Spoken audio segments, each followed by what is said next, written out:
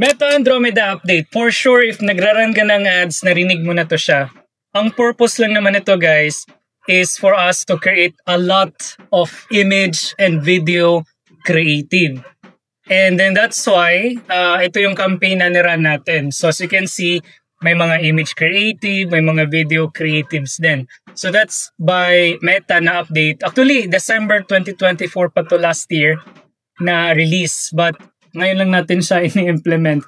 By the way, I'm not an ads expert kasi ang forte ko talaga is funnel building, automation, go high level, and system development.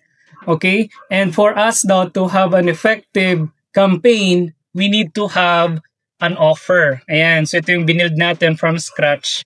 So ito yung offer natin. So by the way, this is a video editing na course, no? So we'll be releasing our own courses then. And if ever magiging effective to na strategy, I'll be sharing with you the step-by-step process kung paano natin siya binild.